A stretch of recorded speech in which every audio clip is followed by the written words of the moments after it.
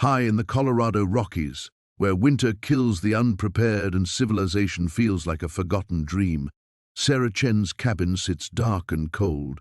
No electricity for 3 months, no heat, no hope. The former FBI forensic accountant turned hermit has been running from her past for 2 years, hiding from the cartel she helped destroy with her testimony. But hunger drives people to desperate places. Following an old mining trail through fresh snow, Sarah spots the crumbling stone house tucked behind a wall of pines. Inside, beneath rotting floorboards, her flashlight illuminates something impossible. Stacks of gold bars worth $234 million, each one stamped with a symbol she recognizes from her darkest case files. This isn't lost treasure, it's blood money, and now she's touched it. Within hours, black SUVs start winding up the mountain roads. Her location, carefully hidden for years, has somehow been compromised. The gold comes with a price, her life. But Sarah knows something her hunters don't.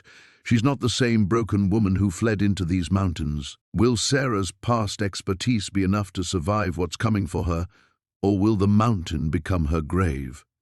Before we jump back in, tell us where you're tuning in from. And if this story touches you, make sure you're subscribed, because tomorrow I've saved something extra special for you.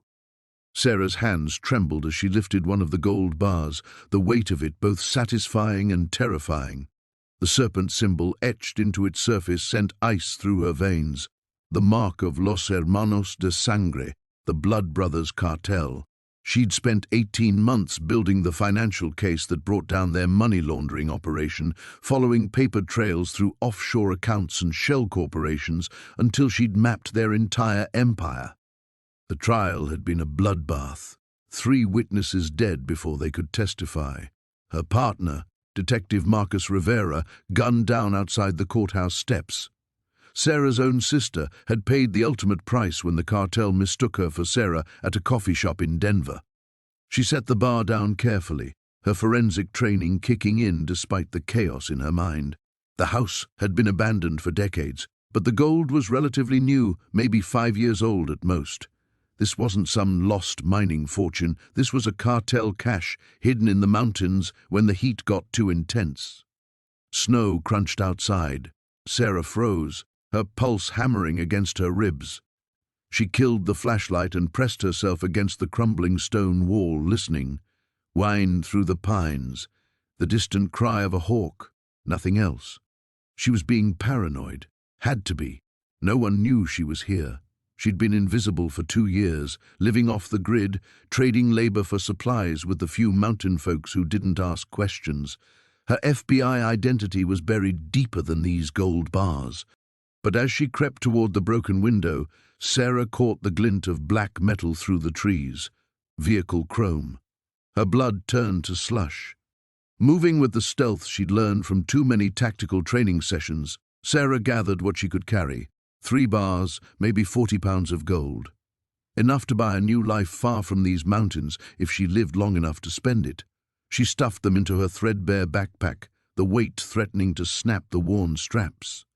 The old mining trail led deeper into the mountains, toward a network of abandoned shafts and forgotten claims she'd mapped during her exile.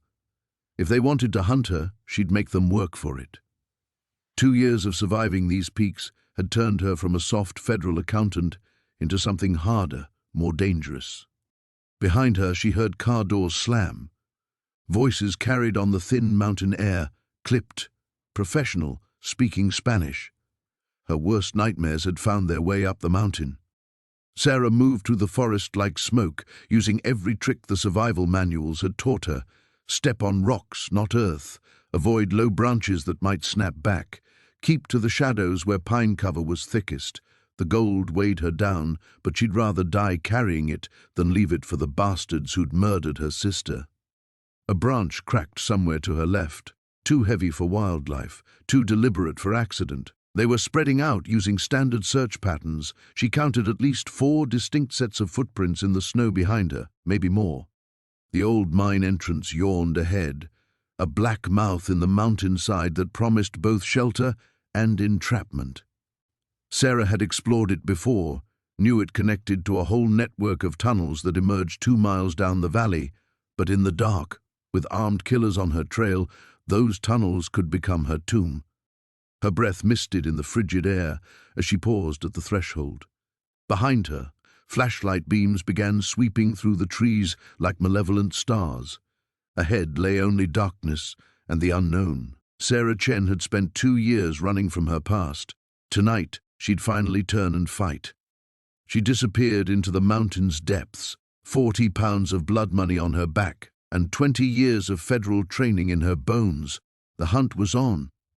The cabin door slammed shut behind Maya as she stumbled inside, her heart hammering against her ribs. The leather satchel felt impossibly heavy in her trembling hands, its weight seeming to multiply with each passing second. She dropped it onto the worn wooden table with a thud that echoed through the small space, dust motes dancing in the pale afternoon light, filtering through grimy windows. For a moment she just stared at the bag, half convinced she'd imagined the whole thing. The morning's events felt surreal. The desperate climb to the old mining camp, the discovery of what appeared to be an abandoned campsite, and then the satchel, partially buried beneath a pile of rotting canvas and debris. No footprints, no signs of recent human activity, just the bag, waiting. Maya's fingers shook as she unfastened the leather straps. The first glimpse of gold had nearly stopped her heart on the mountain, but seeing it again in the safety of her cabin didn't diminish the shock. If anything, it intensified it. Rough nuggets, some as large as her thumb, gleamed against the dark leather interior. There had to be thousands of dollars worth, maybe tens of thousands. She picked up one of the larger pieces, testing its weight. Real gold had a distinctive heft that couldn't be faked, and this felt authentic. Her mind raced with possibilities. The overdue mortgage payment that had been keeping her awake nights, the truck that needed a new transmission, the medical bills from her father's final months that still arrived like clockwork to torment her. But even as relief flooded through her, something nagged at the edges of her consciousness. Who abandoned this much gold, and why? Maya moved to the window, scanning the tree line that surrounded her property. The isolation that had once felt like freedom now seemed ominous. Her nearest neighbor lived 5 miles down a winding dirt road that became impassable during heavy rains. Cell phone service was sporadic at best. If someone came looking for their missing treasure, she'd be on her own. She returned to the table and examined the satchel more carefully. The leather was high quality but weathered, with deep scratches along one side that looked deliberate, like claw marks or knife cuts. The brass buckles showed signs of wear, but not the kind that came from age. This looked like damage from rough handling, maybe violence. A piece of paper, yellowed and brittle, had been pressed against the bag's interior. Maya carefully extracted it, unfolding the fragment with delicate movements. Most of the writing had faded beyond recognition, but she could make out partial words, meant due, and what looked like Santos written in a different hand. At the bottom, a date was barely visible, Sept 1987. 35 years ago. Maya had been just 3 years old then, living in the valley with her parents before they'd moved up to this mountain retreat. She tried to remember stories her father had told about the area's history, the boom and bust cycles of various mining operations, but nothing specific came to mind. The sound of an engine in the distance made her freeze. Living this far out, unexpected visitors were rare and usually unwelcome. Maya quickly closed the satchel and carried it to her bedroom, shoving it under the bed behind a stack of old quilts. She smoothed the covers and returned to the main room just as the engine noise grew louder. Through the front window, she watched a black SUV navigate the rutted driveway. The vehicle was too clean, too expensive for these parts. City plates, though she couldn't make out the state from this distance. 2 figures sat in the front seats, but the tinted windows obscured their faces. Maya's mouth went dry. The timing couldn't be coincidental. The SUV stopped about 50 yards from her cabin, close enough to block her driveway but far enough away to suggest caution. For several long minutes, nothing happened. Maya stood frozen by the window, afraid to move closer or retreat. Finally, the passenger door opened. A woman emerged, tall and lean, wearing dark clothing that looked both expensive and practical. She had short blonde hair and moved with the controlled precision of someone accustomed to danger. The woman surveyed the cabin and surrounding area before raising one hand in what might have been a greeting or a signal. Maya didn't return the gesture. Every instinct screamed that these people weren't here for directions or to borrow sugar. They moved like hunters, and she was beginning to understand that she had stumbled into something far more dangerous than abandoned treasure. The blonde woman took a few steps toward the cabin, then stopped. Even from this distance, Maya could feel the weight of her stare. They were evaluating each other, predator and prey, trying to determine who held which role. Maya's hand moved instinctively toward the rifle that hung above her fireplace, a motion she immediately regretted when she saw the woman's posture shift in response. Whatever these people wanted, they were prepared for resistance. The question was, how far were they willing to go to get it? The weight of the gold bars in her backpack made every step down the mountain feel like a death march. Sarah's shoulders screamed in protest, but she couldn't bring herself to leave even one bar behind. Each piece represented months of rent, groceries, medicine for her father's condition, a future she'd never dared imagine possible. The storm had passed, leaving the forest eerily quiet except for the crunch of her boots on frost-covered pine needles. She'd covered maybe 2 miles when she heard the first helicopter. The rhythmic thump of rotor blades echoed off the canyon walls, growing louder. Sarah dove behind a massive fallen log, her heart hammering as the aircraft swept overhead in a wide search pattern. Through the gaps in the canopy, she caught a glimpse of military green paint and no visible markings. Government. Had to be. But how could they know already? She'd told no one about the cave, and the storm would have covered her tracks. Unless someone had been watching the area all along. The helicopter passed, but Sarah remained hidden for another 10 minutes before emerging. Her mind raced as she continued her descent. The official story about the missing hikers had felt wrong from the start. Now she was certain they hadn't simply gotten lost. They'd found something, just like she had. Her cabin came into view as dusk settled over the valley, its windows dark and unwelcoming. Sarah approached cautiously, studying the shadows around her property. Everything appeared normal. Her rusted pickup truck still sat in the same spot. The woodpile remained undisturbed. Even the empty beer cans on her porch sat exactly where she'd left them. But something felt off. She circled around to the back entrance, keys ready. The lock turned smoothly, and she slipped inside, immediately sensing the wrongness that had prickled at her outside. Someone had been here. The signs were subtle. A kitchen chair pulled out slightly farther than she'd left it. Her mail stack shifted on the counter. The closet door that she always kept closed now standing barely ajar. Professional work, meant to look undisturbed to a casual observer.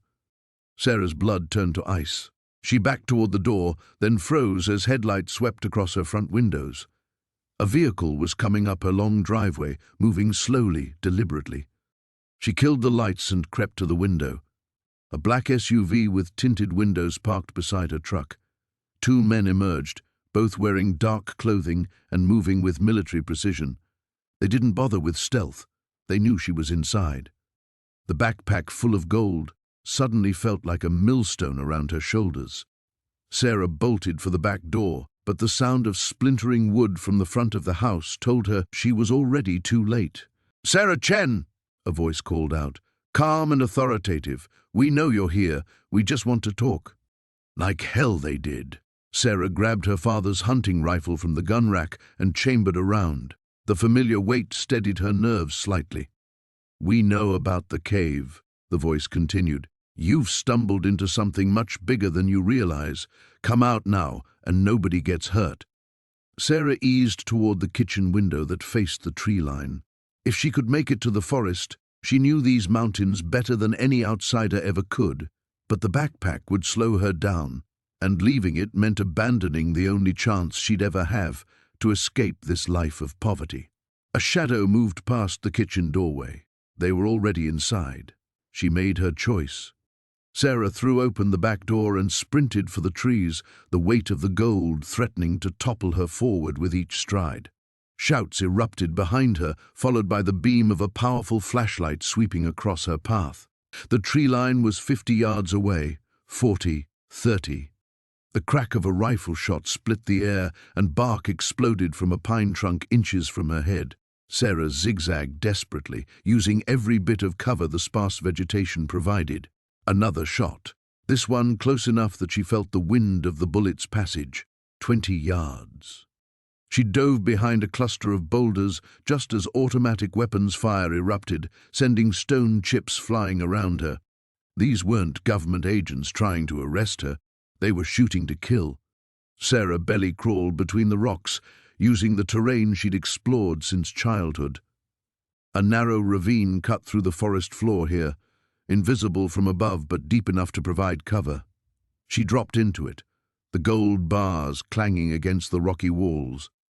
The sound made her wince, but the gunfire had stopped. In the sudden silence, she could hear her pursuers crashing through the underbrush, spreading out to flank her position. Sarah checked her rifle, 5 rounds left. Not nearly enough if this turned into a prolonged firefight. She had 2 advantages: knowledge of the terrain and the cover of darkness. But dawn would come eventually, and with it, probably more searchers. The gold was cursed. She should have known nothing that valuable would come without a price. Now she had to stay alive long enough to figure out what she'd really found in that cave. The radio crackled to life at dawn, jerking Sarah from her restless sleep. She'd spent the night clutching her shotgun, every sound in the darkness making her heart race. The voice that emerged from the static was unfamiliar, deep, measured, and cold. "Morning, Sarah. A beautiful day, isn't it?" Her blood turned to ice. The radio was supposed to be for emergencies only, tuned to the county frequency. Whoever this was shouldn't know her name, shouldn't be able to reach her on this channel. "Who is this?" she whispered into the handset. "A friend. Someone who knows you've found something that doesn't belong to you." Sarah's grip tightened on the radio. Through her cabin window, she could see the morning mist rolling through the pine trees, peaceful and serene, but that peace felt like a lie now. "I don't know what you're talking about." A low chuckle crackled through the speaker.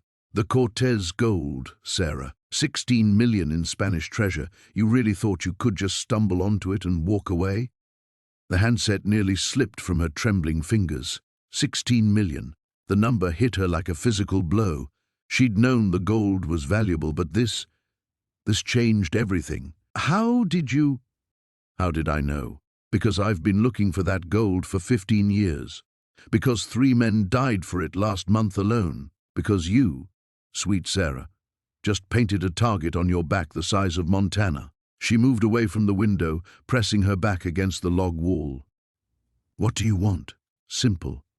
You tell me where it is, I take it off your hands, and you get to keep breathing. Win-win. And if I refuse—" The silence stretched long enough that Sarah wondered if the connection had died. When the voice returned, it carried a new edge. "Then you'll end up like the others. The prospector we found last spring with his throat cut. The hiker who fell off Widow's Peak. The Forest Service ranger who had an unfortunate hunting accident." Each word was measured, deliberate. "That gold has a history, Sarah. Everyone who touches it dies. Everyone except me." Sarah's mind raced. She thought about Jake's truck in her driveway, about the fear in his eyes when he'd seen the gold. Had he known about this? Had he known what he was dragging her into? "I need time to think. You have until sunset. After that, I stop asking nicely." The radio went dead. Sarah sank onto her couch, her whole body shaking. $16 million. No wonder people were willing to kill for it. But how had this stranger known she'd found it? The only person she'd told was Jake, and he— Her stomach dropped. Jake. The man who'd appeared out of nowhere, right after she'd found the gold. The man who'd insisted on staying to protect her. Who'd known exactly what they were looking at when she'd shown him the Spanish coins. She crept to the window and peered out at his truck. It sat silent in her driveway, but something was wrong. The driver's side door hung slightly open, and she couldn't see any movement inside the cabin. "Jake!" she called softly. No answer. Grabbing her shotgun, Sarah eased open her front door.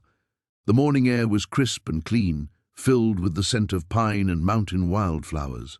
Birds chirped in the trees as if this were any ordinary day.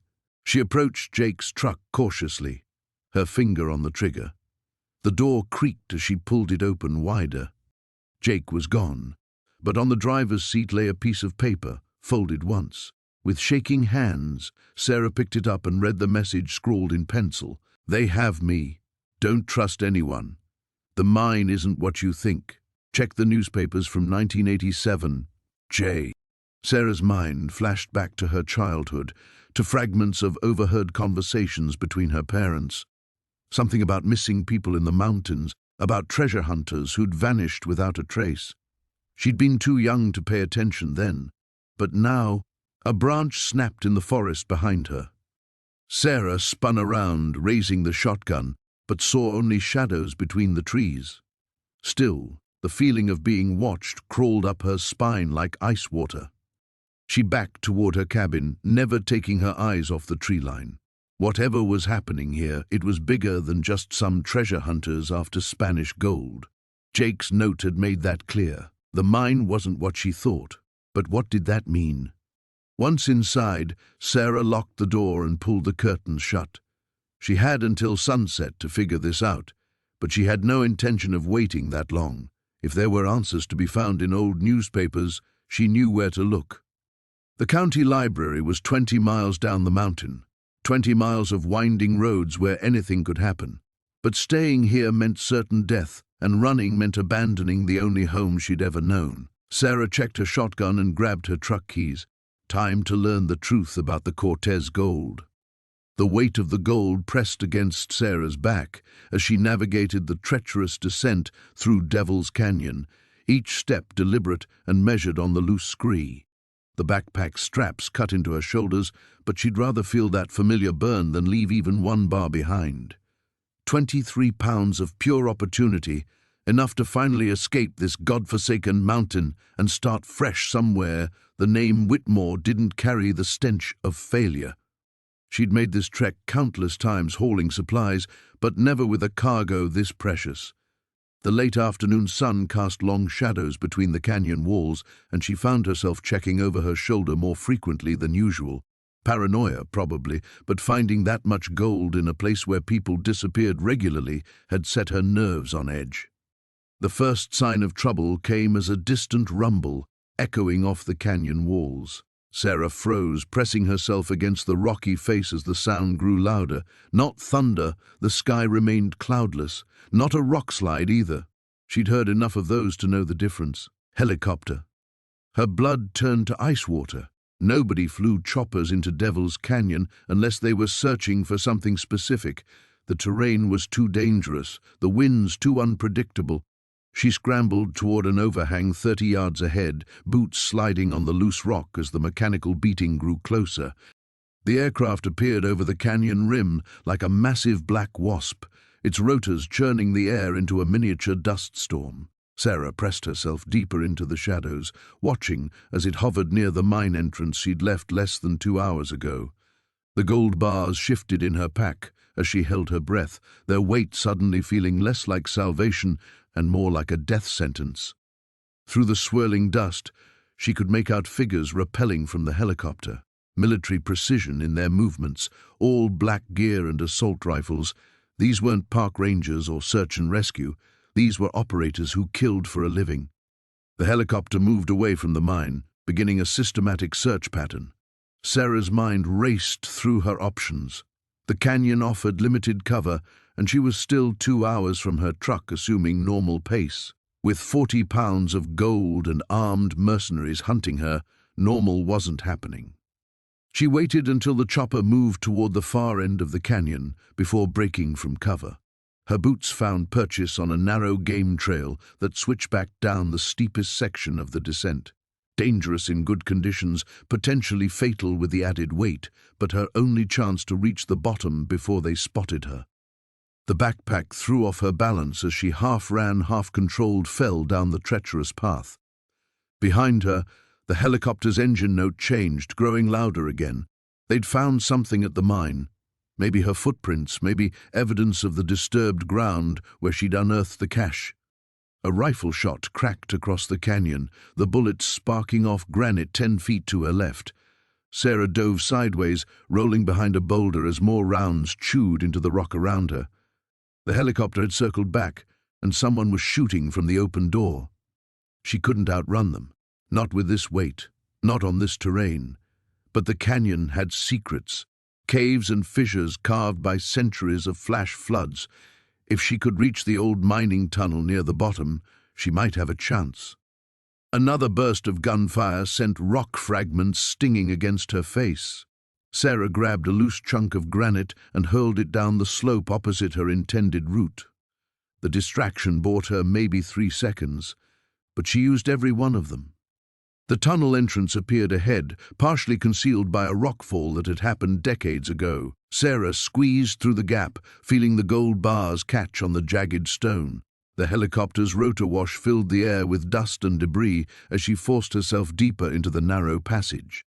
Inside the tunnel, darkness swallowed her completely. The air smelled of rust and decay, tinged with something else, something organic and wrong. Sarah fumbled for her phone's flashlight, its weak beam revealing wooden support timbers black with age and moisture. She'd never been this deep in the old workings.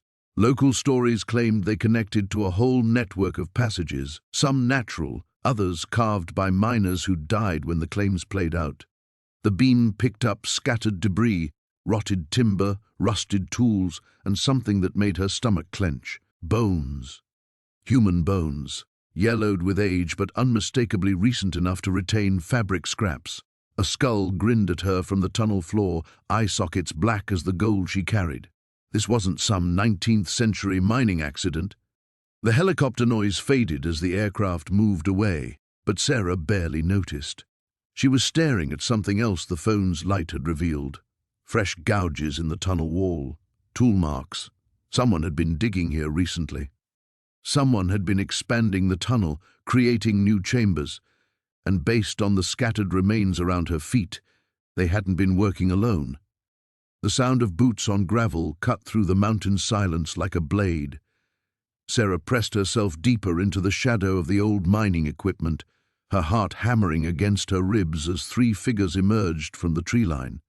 Even in the pale moonlight, she could make out their purposeful movements, the way they swept the area with practiced efficiency. These weren't random hikers who'd lost their way. The leader raised his hand, and the trio stopped just 20 yards from her hiding spot. Sarah held her breath, acutely aware of every branch that might snap, every pebble that could shift under her weight. The canvas bag containing the gold bars felt impossibly heavy against her shoulder. "Tire tracks end here," one of them whispered, his voice carrying the flat accent of someone not from these mountains. "She can't have gone far on foot." "Spread out," the leader commanded. "Check every building, every piece of equipment. And remember, we need her alive until we know where the rest is hidden."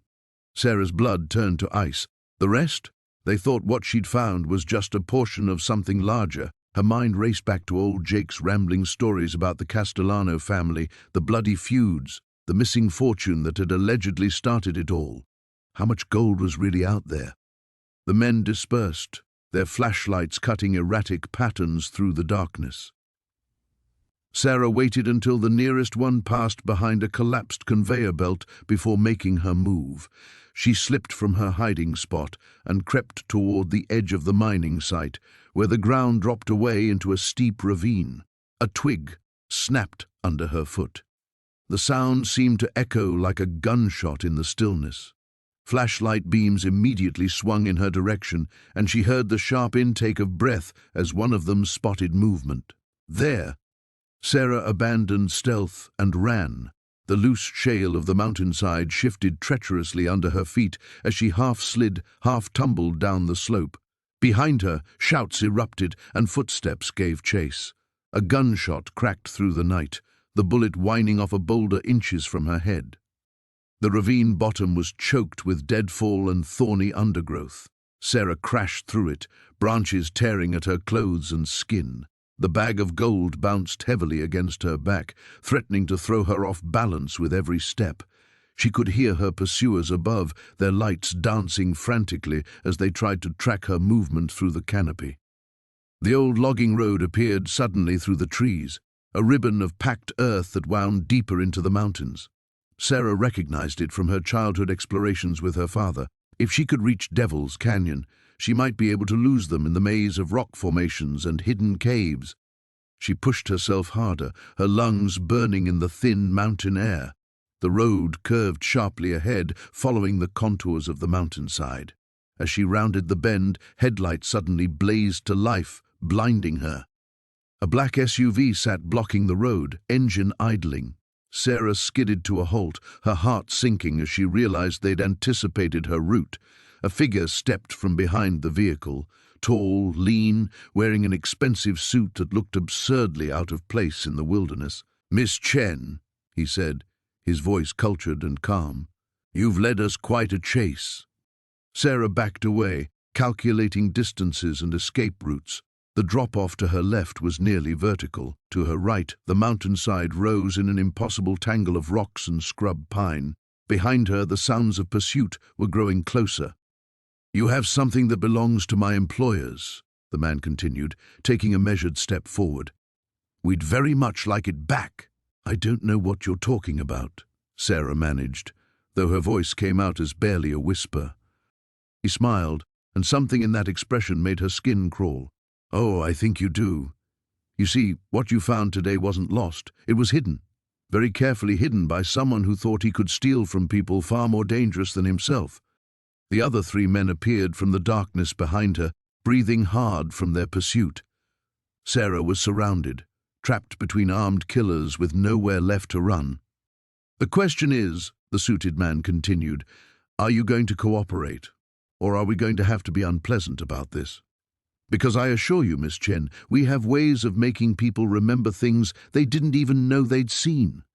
Sarah's hand tightened on the bag's strap.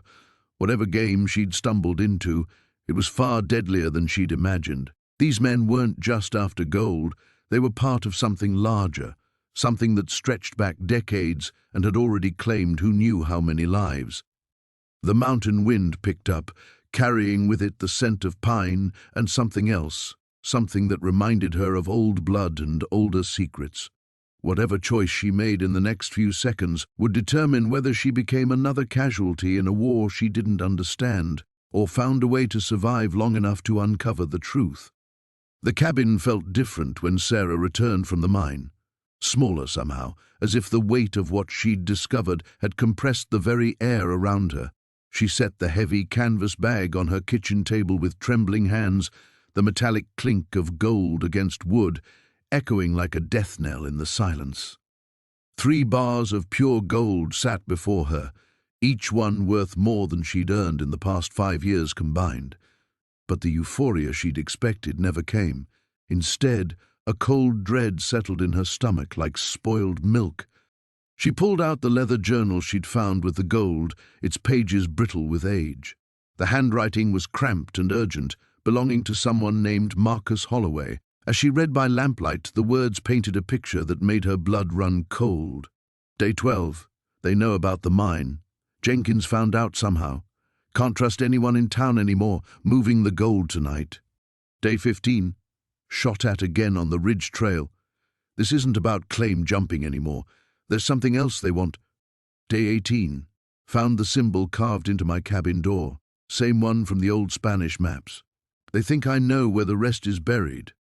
Sarah's hands shook as she turned the pages. The entries grew more desperate, more paranoid. Holloway wrote about men watching him from the tree line, about strange lights in the mine at night, about voices speaking Spanish in the darkness. The final entry made her throat constrict. They're coming tonight. Can hear them moving through the trees. If someone finds this, know that the gold is cursed. The Spanish priests didn't just hide treasure, they bound something to it, something that feeds on greed and death. The mine should have stayed sealed. Sarah slammed the journal shut, her heart hammering against her ribs. Outside, the wind had picked up, rattling the windows with skeletal fingers. Every shadow seemed to move with purpose. Every creak of the old cabin's bones sounded like footsteps. She moved to the window and peered through the grimy glass. The forest was a wall of black, broken only by the pale gleam of snow. Nothing moved out there, yet she couldn't shake the feeling that eyes were watching from between the pines. A branch snapped somewhere in the darkness. Sarah jerked back from the window, her pulse spiking. It could have been anything, a deer, a falling branch, the wind, but the sound had been too deliberate, too close to the cabin. She grabbed the shotgun from above the fireplace, checking to make sure it was loaded. The familiar weight of the weapon steadied her nerves slightly, but not enough to stop her hands from shaking. Another sound drifted through the night, the soft crunch of snow under careful footsteps. Sarah's breath caught in her throat. Someone was out there, moving slowly around the perimeter of her cabin. She could track their progress by the almost imperceptible sounds, a boot finding purchase on ice, the whisper of fabric against bark, the controlled breathing of someone trying very hard to stay quiet. The footsteps stopped directly outside her front door. Sarah raised the shotgun, pointing it at the weathered wood. Seconds stretched into eternity as she waited for whoever was out there to make their move. Her finger rested lightly on the trigger, ready to fire at the first sign of forced entry. Then the footsteps resumed, circling away from the door toward the back of the cabin. Sarah crept through her small home, following the sounds as best she could. Whoever was out there was conducting a thorough reconnaissance, looking for weak points, escape routes, or maybe just trying to determine if she was home. A soft scraping sound came from the back window, someone testing the frame, checking if it was locked. Sarah positioned herself in the narrow hallway between her bedroom and kitchen, giving her a clear line of sight to both the front and back entrances. The shotgun felt slick in her sweaty palms, but she maintained her grip, drawing on every hunting lesson her father had taught her. The sounds stopped abruptly. The silence that followed was worse than the footsteps had been. At least when she could hear movement, she knew where the threat was located. Now the intruder could be anywhere, at a window, picking the front lock, or already inside the cabin through some entrance she hadn't considered. Minutes passed like hours.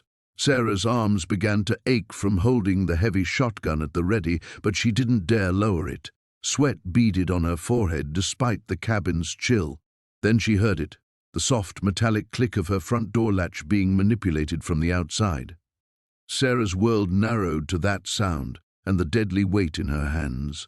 Whatever Marcus Holloway had stumbled into decades ago, whatever curse or conspiracy surrounded that gold, it had found her now. The treasure she'd thought would save her life might very well end it.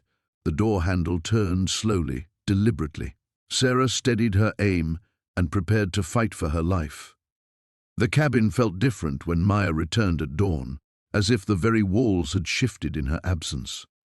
She stood in the doorway, every instinct screaming danger, but nothing appeared out of place. The floorboards where she'd hidden the gold samples remained undisturbed. The dust on her windowsill showed no fingerprints, yet something had changed.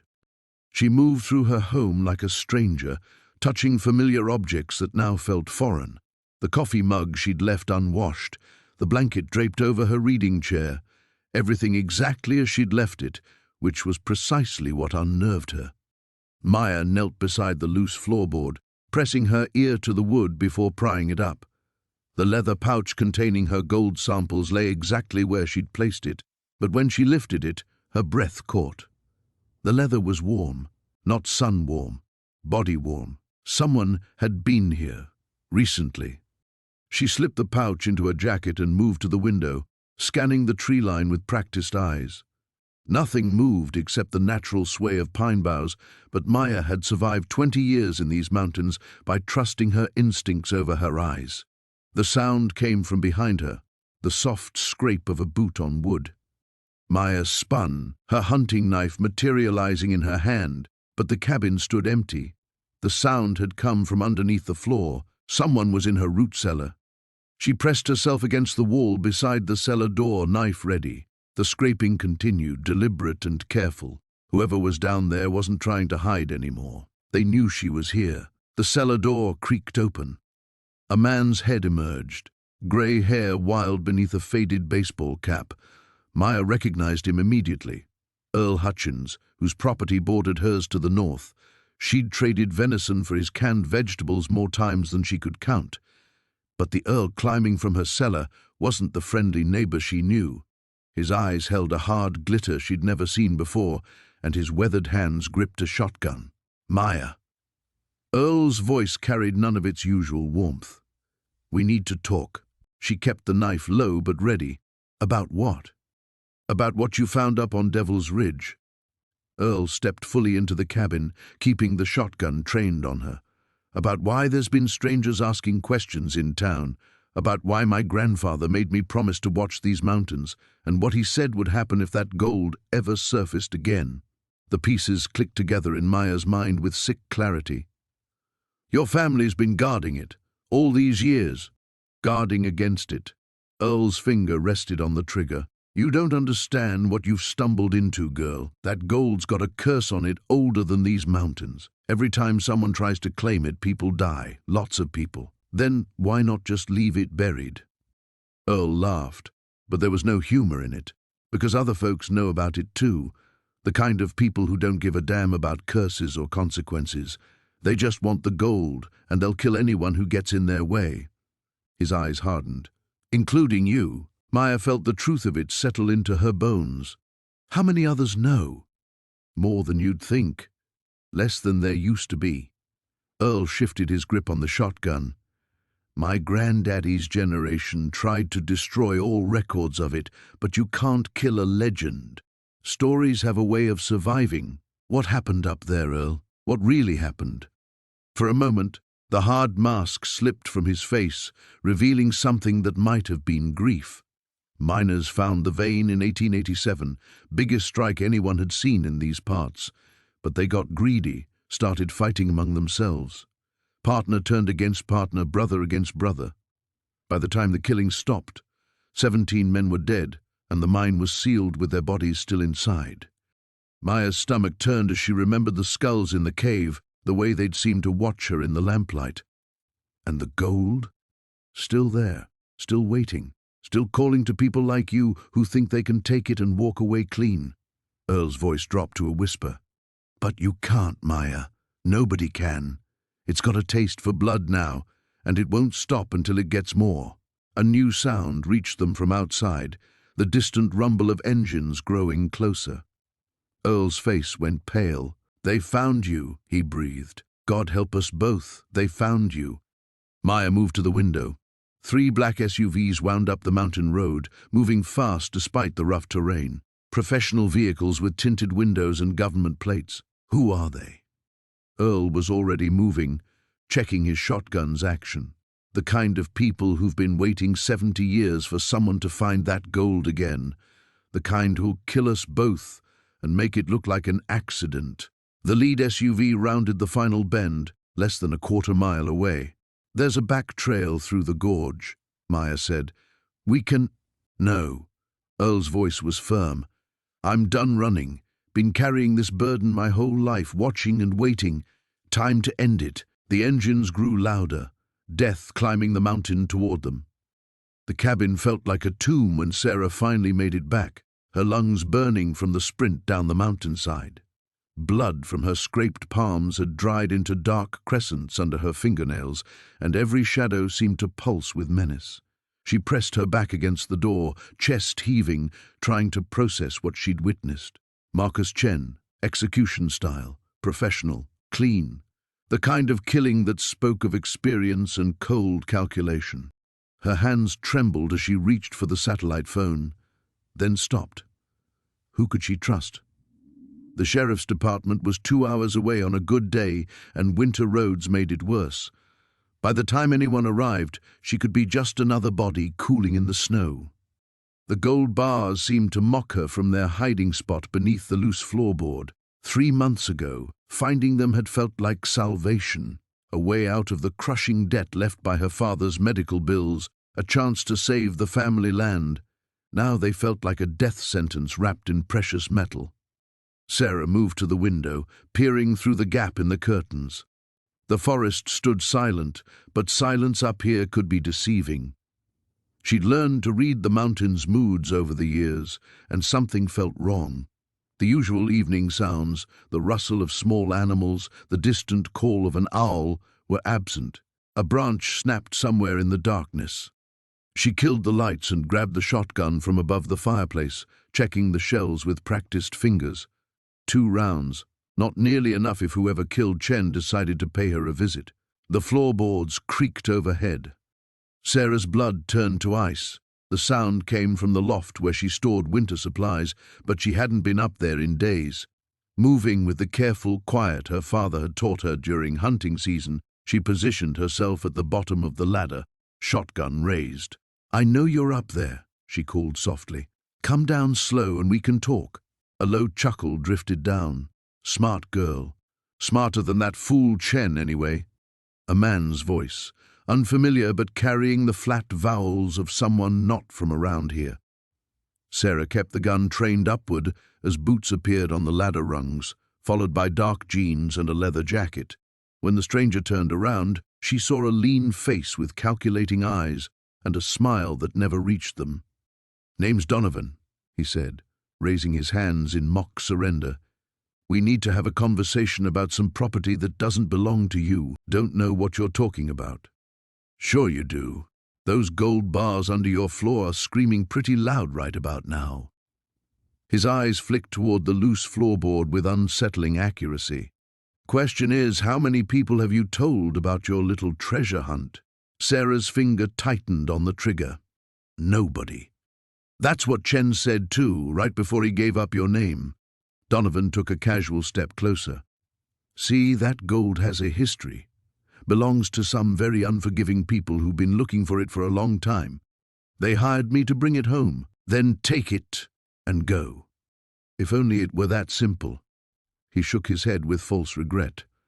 "Problem is, you've seen it, you know about it. In my line of work, loose ends have a way of becoming very expensive problems." The admission hung in the air like a death sentence. Sarah had suspected as much, but hearing it confirmed sent a chill through her bones. There would be no walking away from this, no negotiating her way out. "The bars came from a heist in Denver 15 years ago," Donovan continued, apparently enjoying himself. "Armored car job that went sideways. One of the crew got greedy, tried to run with the take. We tracked him this far before he vanished into your mountains." "My father," Sarah breathed, pieces clicking into place. She remembered that winter when Dad had come back from a hunting trip acting strange, jumpy. He'd started hiding bottles around the property and talking about moving somewhere warm. Give the girl a prize. Donovan's smile turned genuinely amused. Old Bill thought the wilderness would keep his secret buried. Might have worked too, if his daughter hadn't gone digging around after his funeral. Another branch snapped outside, closer this time. Donovan's head tilted slightly, listening.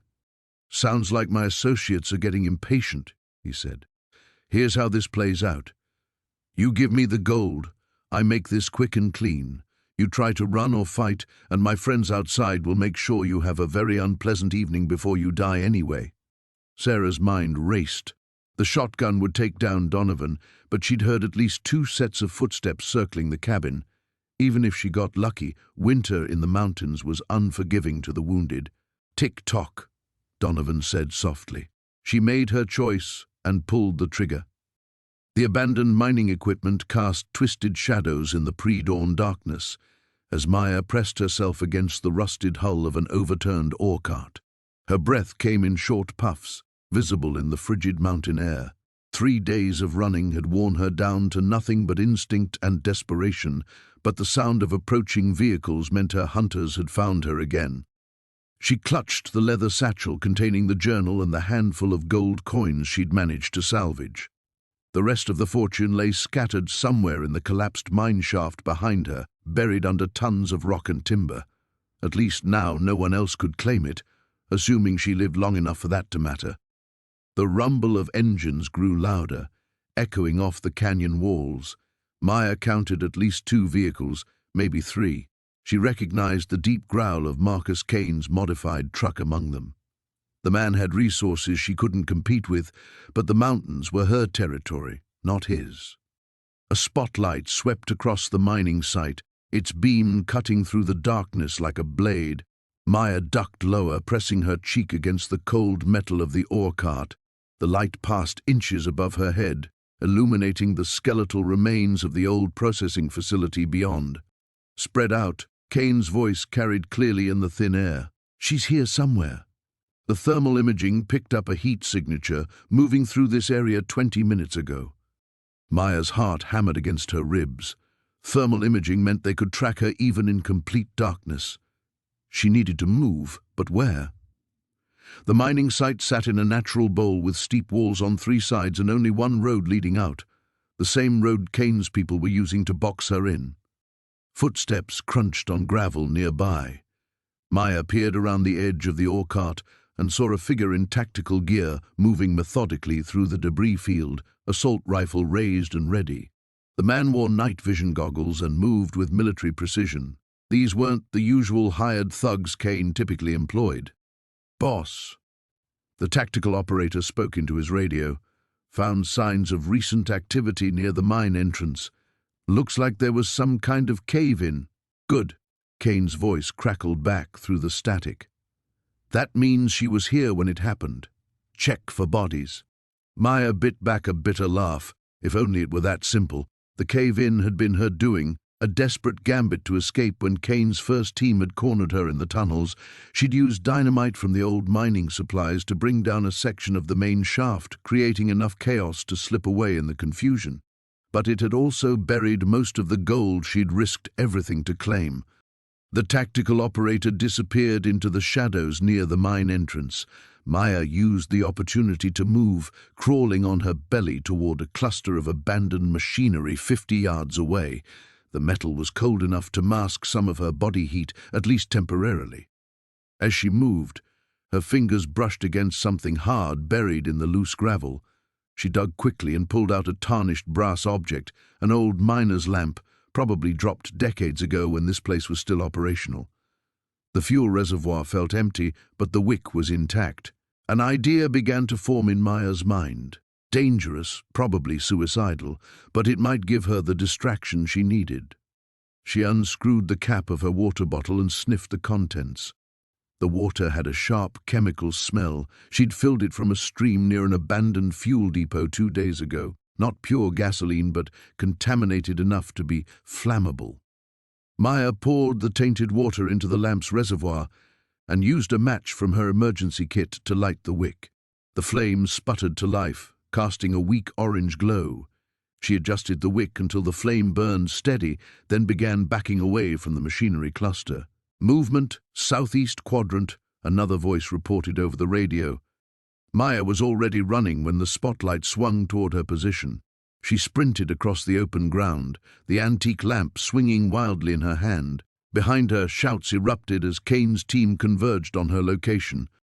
The old processing facility loomed ahead, a maze of conveyor belts, sorting bins and chemical tanks. Maya plunged into the mechanical labyrinth just as the first gunshots rang out.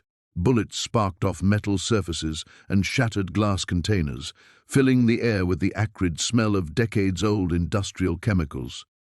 She reached the center of the facility and hurled the burning lamp into a cluster of tanks marked with faded hazard symbols. For a moment, nothing happened. Then the contaminated fuel ignited, setting off a chain reaction that turned the entire processing plant into an inferno. The explosion knocked Maya flat, the concussion wave slamming her against a concrete support pillar. Heat washed over her as flames engulfed the facility, creating a wall of fire between her and Kane's team. Through the roar of the blaze, she heard screaming. The abandoned mining office sat like a broken tooth against the mountainside, its weathered boards grey as bone in the pre-dawn light. Sarah crouched behind a fallen pine 50 yards away, watching Marcus and his men position themselves around the building. She'd beaten them here by 20 minutes, just enough time to confirm what she'd suspected. This wasn't about the gold anymore. It never had been. Through her binoculars, she studied the structure Jake had described in his final frantic phone call. The building squatted on a foundation of stacked stone, its tin roof partially collapsed on one side. A single door faced downslope, flanked by two boarded windows. But it was what she couldn't see that made her pulse quicken. The extensive tunnel system Jake had mapped beneath the office, connecting to dozens of abandoned shafts throughout the mountain. Marcus emerged from behind the building, speaking into his radio. Even at this distance, Sarah could see the military precision in his movements, the way his men responded to silent hand signals. These weren't treasure hunters or casual criminals. They were professionals, and they'd been planning this operation long before she'd stumbled into that cave. A twig snapped behind her. Sarah spun, rifle raised, to find Sheriff Coleman stepping out from behind a cluster of aspens. His uniform was rumpled, his face haggard, but his service weapon remained holstered. "Easy," he said, raising both hands. "I'm not here to arrest you." "Then why are you here?" Sarah kept the rifle trained on his chest, her finger resting lightly on the trigger. "Because Jake called me before he died, told me about the tunnels, about what Marcus was really after." Coleman's voice was barely above a whisper. "This isn't about stolen gold, Sarah. That mine down there, it was a government operation, black budget stuff from the Cold War era." Sarah's blood chilled. "What kind of operation?" "The kind that gets people disappeared." Jake found records, shipping manifests, personnel files, incident reports. "Marcus isn't working for some private collector. He's cleanup crew, sent to bury this whole mess permanently." Below them, Marcus's men had finished their positioning. Two flanked the main entrance while a third disappeared around the back of the building. Marcus himself approached the door with casual confidence, as if he owned the mountain. "There's something else," Coleman continued. "Those people who've been dying around here, the hikers, the hunters, they weren't random attacks. Anyone who got too close to this operation, who might have seen something they shouldn't have." The pieces clicked into place with sickening clarity. Sarah thought of the missing persons reports, the unexplained disappearances that had plagued the area for months. "You've known all along." "I suspected. But I couldn't prove anything until Jake contacted me. He'd been investigating the deaths, following paper trails, connecting dots." Coleman's expression hardened. "Marcus killed him for it." A distant rumble echoed across the mountainside, the sound of heavy vehicles approaching on the old mining road. Sarah swung her binoculars toward the sound and felt her stomach drop. 3 black SUVs wound up the narrow track, their windows tinted dark. "We need to move," she whispered. But Coleman grabbed her arm. "There's something else you need to know. The gold you found. It was never meant to leave that mountain. It's contaminated." Sarah stared at him. "Contaminated with what?" "Radioactive material. The mine was used as a storage facility for nuclear waste in the 50s. That's why they sealed it, why they've been killing anyone who gets close. The gold is worthless, worse than worthless. It's poison." The revelation hit Sarah like a physical blow. All of this, Jake's death, the chase through the mountains, the gunfights and narrow escapes, for nothing. She'd been carrying death in her backpack, sleeping next to it, breathing its invisible poison. The lead SUV reached the mining office, and armed figures in tactical gear began pouring out. Sarah counted at least a dozen, all carrying military-grade weapons. This wasn't cleanup anymore. It was an execution squad. "They're going to sterilize the entire area," Coleman said. "Anyone who might know about the contamination, anyone who's been exposed. That includes us." Sarah's mind raced through options, all of them bad. They were outnumbered, outgunned, and trapped on a mountainside with nowhere to run. The tunnel system offered potential escape routes, but Marcus's men would expect that. They'd probably already sealed the obvious exits. Then she remembered something Jake had mentioned during their brief conversation: a ventilation shaft on the north face of the mountain, hidden behind a rockfall. It wasn't marked on any maps, barely wide enough for a person to crawl through, but it connected to the main tunnel system. "Can you still access those police frequencies?" she asked Coleman. He nodded, touching the radio clipped to his shoulder. "Good. Because I've got a plan that's probably going to get us both killed." Below them, Marcus was speaking to the newly arrived team leader, gesturing toward the surrounding forest. Soon they'd begin their systematic sweep of the area, working outward in concentric circles until they found their targets. Sarah checked her rifle and started moving toward the hidden shaft, Coleman close behind her. The abandoned mining office sat like a rotting tooth against the mountainside, its weathered boards barely holding back decades of secrets. Sarah crouched behind a fallen pine, watching Jake circle the building with practiced caution. 3 days had passed since the shootout at Murphy's cabin, and they'd been running on adrenaline and stolen sleep ever since. 2 guards, Jake whispered, sliding back beside her. One at the rear entrance, another walking the perimeter. Professional setup. Sarah's fingers tightened around the grip of her father's hunting rifle. The weight felt foreign now, transformed from a tool for putting meat on the table into something far deadlier. How many more people have to die over this damn gold? Depends on how badly you want answers. Jake's eyes never left the building, because whoever's in there knows why half the county's trying to kill you. A twig snapped behind them. Sarah spun, rifle raised, only to find Marcus emerging from the tree line. Blood stained his left sleeve, and his face carried the hollow look of a man who'd seen too much. "They've got Emma," he said without preamble. Sarah's heart stopped. "What?" "Rollins' people. Grabbed her from the safe house an hour ago." Marcus pulled out his phone, showing them a text message. "They want to trade. The gold for your sister." The world tilted sideways. Sarah had sent Emma to what she thought was safety, had trusted Marcus's contacts to keep her hidden. Now her sister, her responsibility since their parents died, was in the hands of killers. "It's a trap," Jake said flatly. "Of course it's a trap." Sarah stood, shouldering her rifle. "But she's all I have left." Marcus stepped closer, his voice urgent. "Listen to me. Rollins isn't just some dirty sheriff. He's been running a criminal network through these mountains for 15 years. Drug money, arms dealing, contract killing. That gold you found? It's his retirement fund. I don't care if he's the devil himself." Sarah's voice carried the steel her mother had passed down, forged in generations of mountain hardship. "Where is he?" "The old copper mine, 10 miles north." "But Sarah..." She was already moving. Behind her, Jake cursed and followed, Marcus stumbling to keep pace. The mining office could wait. Emma couldn't. The trek to the copper mine pushed them through terrain that grew progressively more hostile. Loose shale threatened to send them tumbling into ravines, while ancient mining equipment rusted like metal bones scattered across the mountainside. Sarah set a punishing pace, driven by images of Emma's face and the memory of promises made over their parents' graves. "Stop." Jake's command cut through her single-minded determination. "Look." She followed his gaze to the mine entrance below.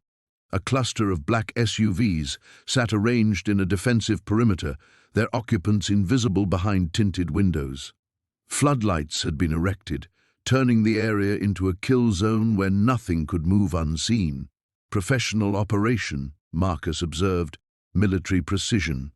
Sarah studied the setup with eyes trained by years of hunting in these mountains. Every angle was covered, every approach monitored. A frontal assault would be suicide. There, Jake pointed to a secondary shaft, partially hidden by overgrown brush. "Maintenance entrance. If the old maps are accurate, it connects to the main tunnel system." They worked their way down through shadows that seemed to pulse with malevolent life. The secondary shaft exhaled stale air that tasted of copper and decay, its darkness so complete it felt solid.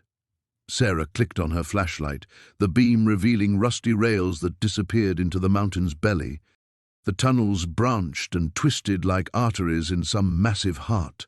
Water dripped constantly, each sound amplified into an echo that seemed to whisper warnings. They followed Jake's lead as he navigated by memory and instinct, the beam of his light revealing support timbers that sagged under geological pressure. 20 years ago I did a job in these mines," he said quietly. "Recovery operation. 3 miners trapped in a cave-in. Did you find them?" His silence was answer enough. They emerged into a vast chamber where their lights couldn't find the ceiling. Modern equipment hummed in the darkness, generators, communication gear, and something that looked like a field laboratory. Charts covered makeshift tables, detailing mining operations and geological surveys. "This is bigger than just stolen gold," Marcus breathed. Sarah swept her light across the charts, recognizing topographical features from her own mountain. Red X's marked locations throughout the region, each one annotated with dates and dollar amounts that made her stomach clench. They've been systematically mining the entire area, she realized, for years. A new voice cut through the darkness behind them, 23 years to be precise. They spun as lights blazed to life, revealing Sheriff Rollins flanked by armed men. His smile carried the satisfaction of a predator who'd successfully herded prey into his trap. "Welcome to the real treasure, Miss Chen. Your little bag of gold was just the tip of the iceberg." The abandoned mining equipment loomed in the darkness, like skeletal remains of a forgotten era. Sarah pressed herself against the rusted hull of an overturned ore cart, her breath forming small clouds in the frigid mountain air. The GPS tracker Marcus had given her blinked steadily in her palm, 3 red dots converging on her position from different directions. She'd made a critical error trusting him. The realization hit her with brutal clarity as she watched the dots move with military precision through the terrain. Marcus hadn't been protecting her from Vincent Ashford's men, he'd been herding her like livestock to slaughter. The gold coins weighing down her backpack felt heavier now, each piece a link in the chain dragging her toward death. She thought of the journal entries she'd memorized, the desperate words of miners who'd found this cursed treasure decades ago. Every person who'd touched the gold had died violently. The pattern was becoming impossible to ignore. A branch snapped somewhere to her left. Sarah's hand instinctively went to the pistol tucked in her waistband, Vincent's gun, taken from his cooling corpse just hours earlier. She'd never killed anyone before yesterday, and now bodies were piling up in her wake like breadcrumbs, marking a trail of destruction.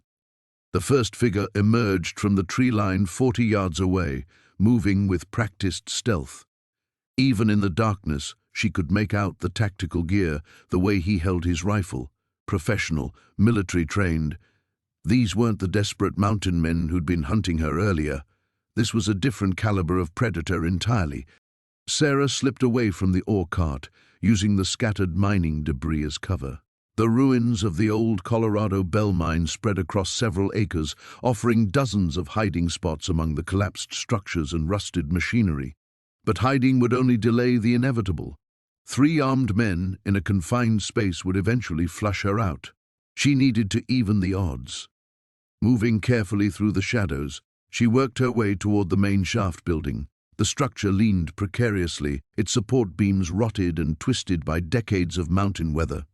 She remembered reading about the mine's violent history. Cave-ins, explosions, workers who'd simply vanished into the tunnels never to emerge. The mountain had been claiming lives long before she'd arrived with her cursed discovery. Another figure appeared near the entrance to the old processing plant. Sarah counted 2 now, with the third somewhere behind her in the trees. The smart play would be to abandon the gold and run, but she'd tried that approach before. These people wouldn't stop hunting her just because she gave up the treasure. She'd seen too much, killed too many of their associates. This had moved beyond simple greed into something more personal. A radio crackled softly in the distance. "Sector 2 clear. Moving to position 3. Marcus's voice responded, "Copy. Target should be in the center grid. Stay sharp. She's proven resourceful." The betrayal still stung, even though some part of her had suspected his motives from the beginning. His story about Vincent's criminal empire had contained just enough truth to be believable, but the gaps were becoming obvious in hindsight. Marcus had known exactly where to find her, had arrived too conveniently after each deadly encounter. He'd been playing a longer game all along. Sarah reached the shaft building and peered inside. Moonlight filtered through gaps in the collapsed roof, illuminating a scene of industrial decay. The main elevator shaft plunged into absolute darkness, its safety railings long since rusted away. Posted warnings about unstable ground and toxic gases were barely legible on faded signs. She pulled out her phone and scrolled to Derek's number. Her brother answered on the first ring, his voice thick with sleep and worry. "Sarah? Jesus, where are you? I've been calling for hours." "Listen carefully," she whispered. "If something happens to me, there's a safety deposit box at First Mountain Bank in Durango. Keys taped under the spare tire in my truck. Everything's documented. The gold, the murders, all of it." "What are you talking about?" "Sarah, you're scaring me. I love you, Derek. Take care of Mom." She hung up before he could respond and switched the phone to silent. The device might be useful as a distraction later, but she couldn't risk it giving away her position now. Footsteps crunched on gravel outside the building.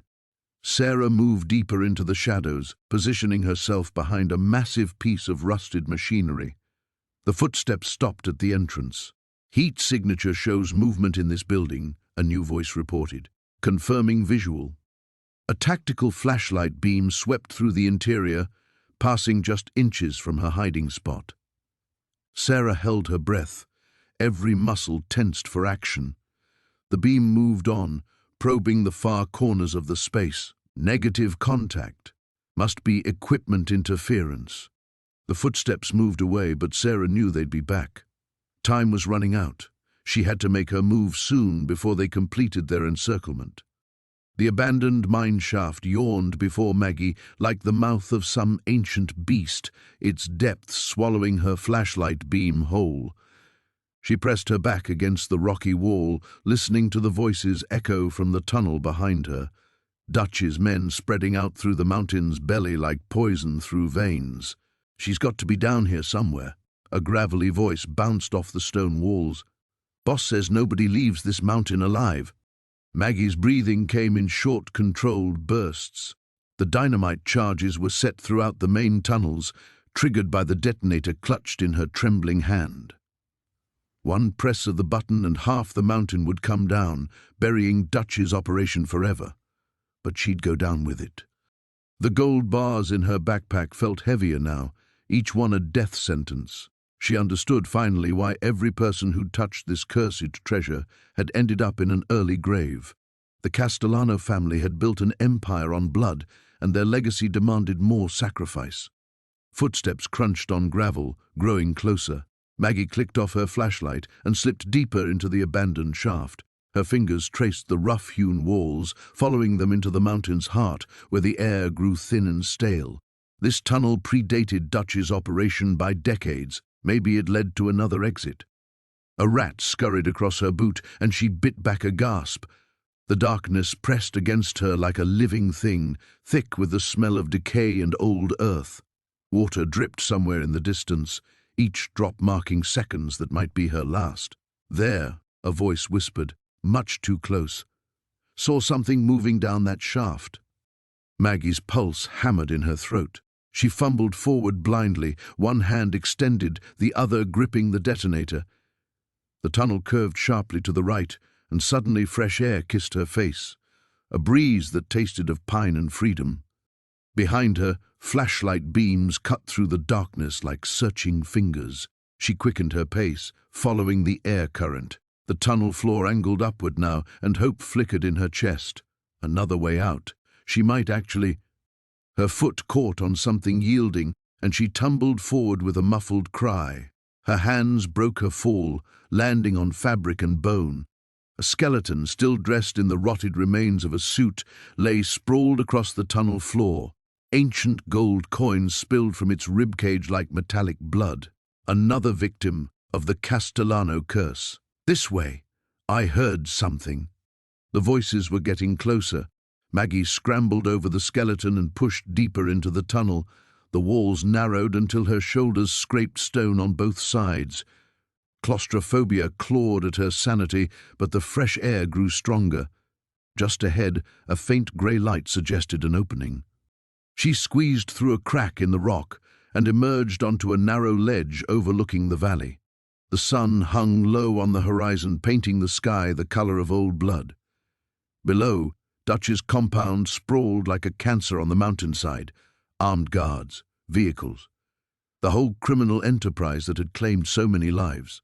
Well, well, look what crawled out of the woodwork. Maggie spun around. Dutch stood 20 feet away on the same ledge, flanked by 2 gunmen. His expensive suit was dusty now, his silver hair disheveled, but his eyes still held that predatory gleam. "You caused me considerable trouble, Miss Chen," he said, stepping closer. "My employers in Chicago are not pleased. The Castellano legacy was supposed to remain buried." "Then maybe you shouldn't have dug it up," Maggie replied, her thumb hovering over the detonator button. Dutch noticed the device and smiled coldly. "Explosive charges in the mine? How dramatic. But you won't press that button. Watch me." "Because," Dutch continued, pulling out his phone, "my associates have your daughter." The world tilted beneath Maggie's feet. On the phone's screen, Sarah sat tied to a chair in what looked like a warehouse, tears streaming down her face. A man with dead eyes stood behind her, a knife pressed to her throat. "Press that button and boom, one dead college girl. Walk away from this mountain. Keep your mouth shut about what you've seen, and she lives. Try to be a hero, and I'll mail her back to you in pieces." Maggie's hand shook. The weight of the detonator felt like holding her daughter's life in her palm. Everything she'd fought for, every risk she'd taken, came down to this impossible choice. "Tick-tock," Dutch said. "My patience isn't infinite." The wind howled across the ledge, carrying the scent of approaching storm clouds. In the distance, thunder rumbled like the mountain's angry heartbeat. Maggie looked at the detonator, then at Dutch's smug face, then at the image of her terrified daughter. Sarah was all she had left in this world, the only thing that mattered. But as she stared at her daughter's face, Sarah's own words echoed in her memory. "Sometimes doing the right thing costs everything, Mom, but it's still the right thing." The abandoned mining equipment cast twisted shadows across the canyon floor as Maya pressed herself against the rusted hull of an overturned rail car. Her breathing came in short, controlled bursts while she strained to hear footsteps over the wind whistling through the metal graveyard. 3 days of running had brought her here, to the place where it all began, where her grandfather had first discovered the cursed gold that now painted a target on her back. Blood seeped through the makeshift bandage on her shoulder, where Kozlov's bullet had grazed her during yesterday's ambush. The Russian crime boss was getting closer, his men spreading through the mountains like a disease. But Maya had advantages they didn't. She knew every cave, every game trail, every hiding spot these peaks had to offer. The question was whether that would be enough. A metallic clang echoed from somewhere to her left. Maya's hand instinctively moved to the Glock tucked into her waistband, a weapon she'd taken from one of Kozlov's fallen soldiers. The weight of it still felt foreign against her palm, but necessity had made her a quick learner. 3 kills in as many days, a number that would have horrified her a week ago but now seemed pitifully small given the army hunting her. She peered around the rail car's edge and caught movement near the old processing plant. 2 figures in tactical gear moved with practiced precision, their automatic weapons sweeping the area in coordinated arcs. Professional killers, not the desperate criminals she'd grown accustomed to outmaneuvering. Kozlov wasn't taking any more chances. Maya's radio crackled softly, a communication device she'd jury-rigged from salvaged equipment. Detective Chen's voice came through in whispered fragments. "FBI en route, hold position, do not engage." Fat chance of that. The federal agents were still hours away, assuming they could even find this godforsaken place. Maya had tried trusting others to handle this mess, and it had only resulted in more bodies and higher stakes. The gold that had seemed like salvation now felt like a millstone dragging her toward the grave. She slipped away from the rail car, moving in a crouch toward the processing plant's rear entrance. Her grandfather's journal, wrapped in plastic and tucked inside her jacket, contained the final piece of the puzzle, the location of the main cache that had started this bloodbath in 1953. If she could reach it first, she might have something to bargain with, or at least ensure that Kozlov's victory would be Pyrrhic. The plant's interior was a maze of collapsed walkways and rusted machinery. Maya navigated by memory and instinct, following the path her grandfather had described in his increasingly frantic journal entries. The old man had been consumed by guilt over the people who'd died for his discovery, and his final entry spoke of sealing the devil's treasure where it belongs. A figure stepped from behind a massive gear assembly 20 feet ahead, not one of Kozlov's tactical team, but the man himself. Viktor Kozlov looked smaller than Maya had imagined, almost scholarly with his wire-rimmed glasses and expensive coat, but his eyes held the cold calculation of a predator who'd survived decades in Moscow's underworld. "Miss Blackwood," he said, his accent thick but his English precise, "you have led us quite a chase." Maya kept the Glock lowered but ready. Funny thing about treasure hunters, they tend to be persistent. Indeed, as do those who seek to collect debts. Kozlov stepped closer, his hands visible but relaxed. "Your grandfather cost my organization considerable resources. Men died because of his theft. Men died because your people were murdering claim jumpers," Maya shot back. "My grandfather just got lucky." "Luck." Kozlov smiled without warmth. "Yes, that seems to run in your family, but luck, like all finite resources, eventually runs out." The sound of approaching footsteps echoed from multiple directions. Maya realized with sinking certainty that she'd been herded here, driven into a trap disguised as her own desperate gambit. Kozlov's tactical team was closing the net, while their leader kept her talking. "Where is the main cache?" Kozlov asked. "Save us both considerable trouble." Maya thought of her grandfather's final words about sealing the devil's treasure. Looking at the massive support beam directly above Kozlov's position, she began to understand what the old man had really done. The processing plant hadn't been abandoned. It had been deliberately sabotaged, turned into a trap for anyone who came looking. "You want to know where it is?" Maya raised her weapon, not at Kozlov, but at the corroded support cable barely visible in the shadows above. "It's right here, all of it." Her shot rang out just as the tactical team burst through the entrances. The cable snapped with a sound like thunder, and 60 years of engineering revenge came crashing down. The tunnel stretched ahead like the throat of some ancient beast, and Sarah pressed herself against the cold stone wall as footsteps echoed behind her. The stolen flashlight beam cut through the darkness, revealing rusted mine cart tracks and timber supports that groaned under the mountain's weight. She'd been running for what felt like hours through this labyrinth of abandoned shafts, and her pursuers seemed to multiply with each turn. Marcus Hartwell's voice carried through the passages, distorted by the stone corridors. "There's nowhere left to run, Sarah. These tunnels all connect eventually. We know every inch of this mountain." She forced herself to keep moving, following the rails deeper into the mine. The gold she'd discovered felt like a curse now, its weight in her backpack a constant reminder of how greed had turned her quiet mountain life into a nightmare. Everyone who'd learned about the treasure had either tried to kill her or ended up dead themselves. The blood-soaked history Deputy Chen had mentioned wasn't just the past. It was happening all over again. A distant gunshot rang out, followed by shouting. Sarah froze, listening as the voices grew agitated. Something had gone wrong among her hunters, and she seized the moment to duck into a side passage she almost missed. The narrow shaft angled downward, forcing her to crawl on hands and knees through jagged rock and rotting timber.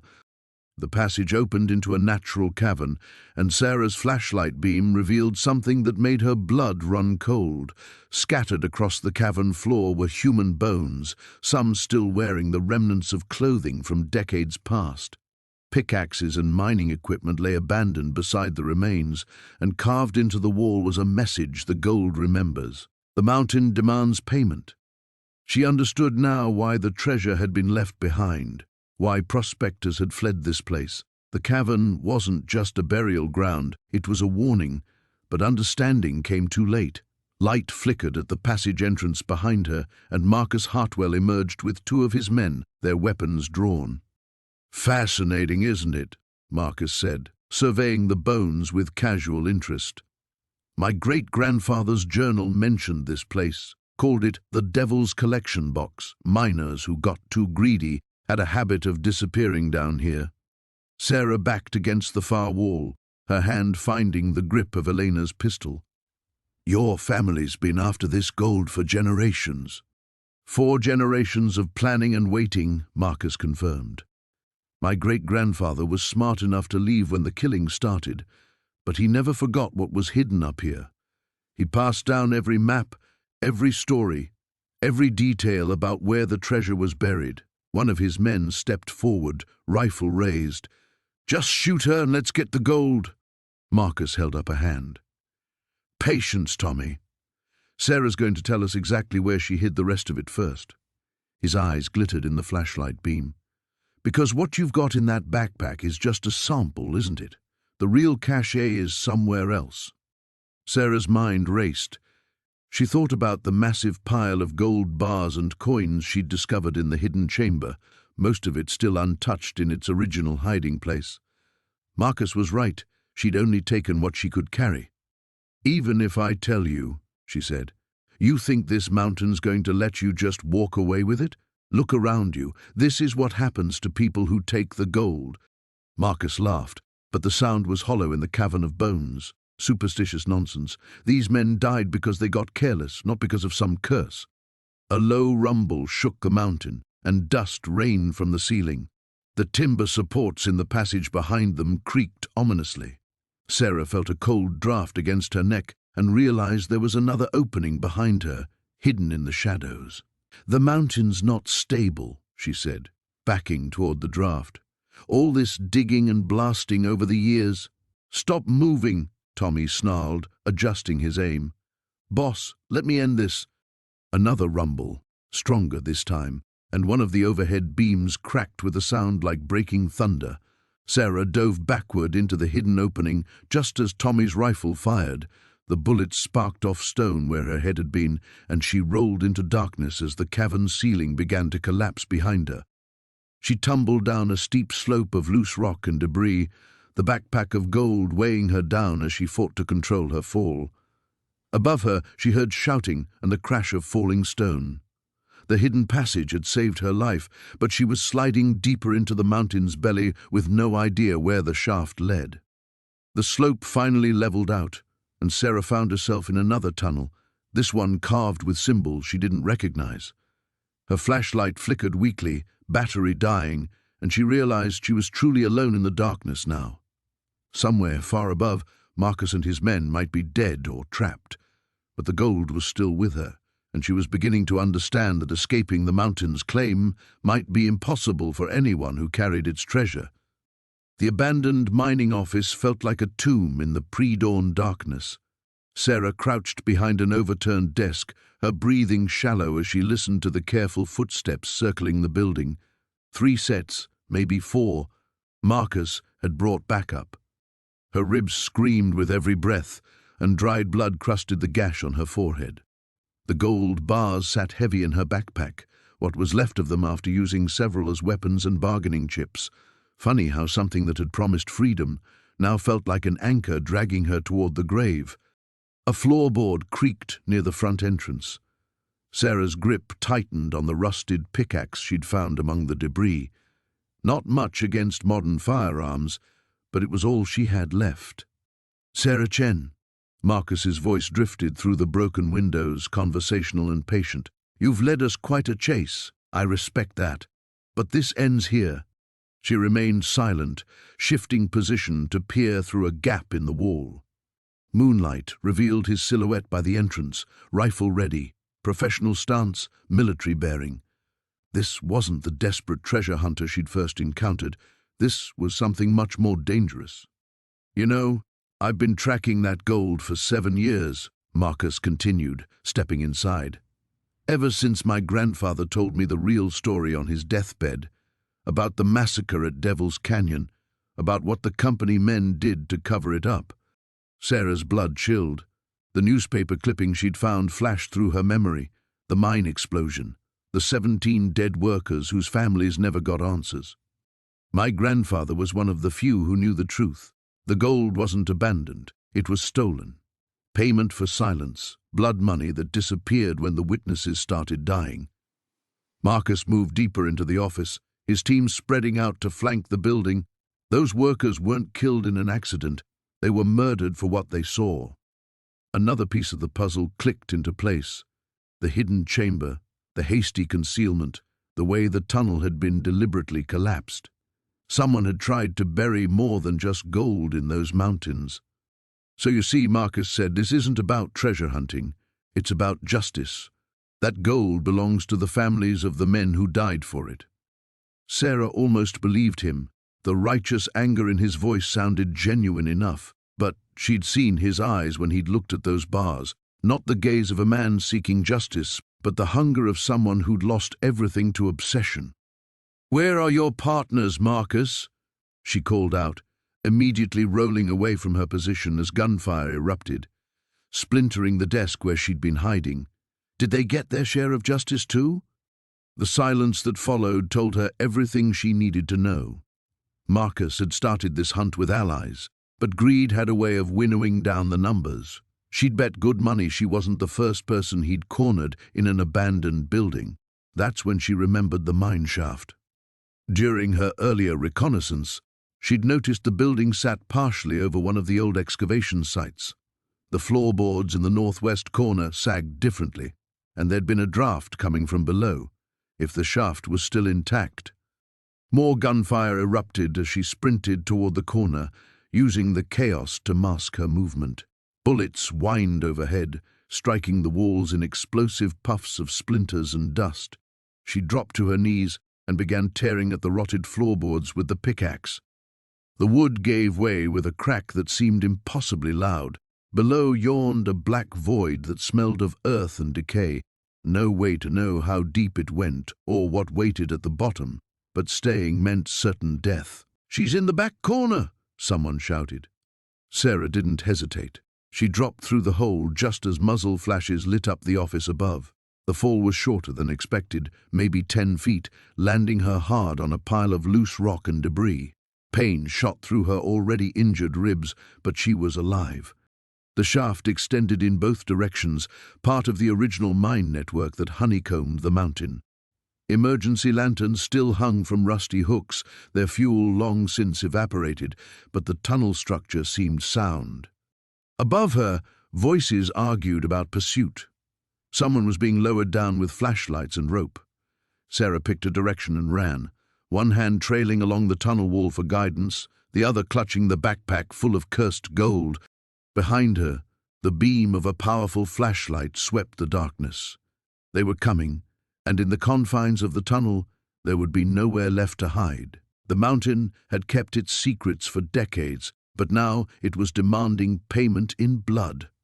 The mountain dawn broke cold and merciless as Sarah crouched behind the granite outcropping, her breath forming silver clouds in the thin air. Below her, the old mining camp sprawled like a wound across the valley floor, weathered buildings and rusted equipment that had witnessed too much blood in the past week. The gold bars lay heavy in the pack beside her, their weight no longer promising freedom but spelling certain death for anyone who claimed them. Marcus Kellerman emerged from the largest cabin, his expensive suit incongruous against the wilderness backdrop. Even at this distance, Sarah could see the cruel confidence in his movements. He'd orchestrated everything from the beginning, the anonymous tip that led her to find the gold, the careful elimination of anyone else who knew about its existence, the systematic hunt that had already claimed her brother Jake and nearly killed Deputy Martinez. "You're sure she'll come?" Kellerman called to someone still hidden inside the cabin. Sarah's heart lurched as Tom Briggs stepped into view, his sheriff's uniform crisp despite everything they'd endured together. The betrayal cut deeper than any physical wound. She'd trusted him completely, had even begun to imagine a future beyond these mountains with him by her side. They had Martinez. Sarah could see the deputy now, bound to a chair visible through the cabin's dirty window. His head lolled forward, blood darkening his shirt, but his chest still rose and fell, barely alive but alive enough to serve as bait. Kellerman lit a cigarette, the flame bright against the shadowed valley. 20 years I've been hunting this gold. 20 years since my grandfather told me about the robbery on his deathbed. You have any idea what it's worth now? Enough to buy a small country, Tom said, and enough to retire somewhere very far from here. Sarah closed her eyes, fighting the rage that threatened to cloud her judgment. She needed to think clearly now, needed to be smarter than she'd ever been. The gold had already cost too many lives, her neighbors, the strangers who'd come hunting, Jake's final sacrifice to give her time to escape. She wouldn't let it claim Martinez too. The wind shifted, carrying voices from the camp below. More men emerged from the buildings. At least 6 of Kellerman's private security team, all armed, all positioned to cover the likely approaches. They'd turned the mining camp into a killing ground, and she was walking straight into it. But they'd made one crucial mistake. They thought she was still the desperate mountain woman who'd stumbled onto the gold by accident. They didn't know what the past week had turned her into. Sarah opened the pack and pulled out one of the gold bars, feeling its familiar heft. Then she drew the knife she'd taken from Jake's killer, 7 inches of carbon steel that had already tasted blood. The .38 revolver was tucked against her spine, loaded with the last 6 rounds she'd managed to salvage. Moving like smoke through the pine trees, she worked her way down the mountainside. Every step was calculated, every breath controlled. She'd grown up in these mountains, had learned their moods and secrets from her grandmother. This was her ground, not theirs. The first sentry died quietly, Sarah's knife finding the gap between his collar and helmet as he lit a cigarette behind the old equipment shed. She dragged his body into the shadows and took his radio, listening to the chatter between Kellerman's men. They were confident, almost bored. That would change soon enough. She reached the camp's perimeter as the sun climbed higher, burning off the morning mist. Through the cabin window, she could see Martinez stirring, trying to lift his head. Still fighting, still alive. Tom's voice crackled through the radio. Movement on the north ridge. Could be a deer, but stay sharp. Sarah smiled grimly and keyed the microphone, pitching her voice low and gruff. Copy that. Nothing on the south approach. She was inside their communications now, could hear their positions and plans. The gold bar was heavy in her left hand as she approached the cabin from the blind spot she'd identified.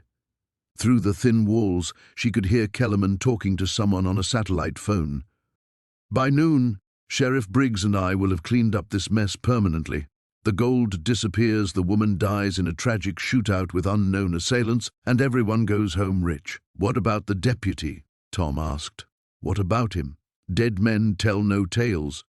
Sarah pressed her back against the cabin wall, steel and gold ready in her hands. 20 feet away, Martinez raised his head and saw her through the window. Their eyes met for just an instant, and she saw him nod slightly. The final hand was about to be played, and Sarah McConnell intended to win it all.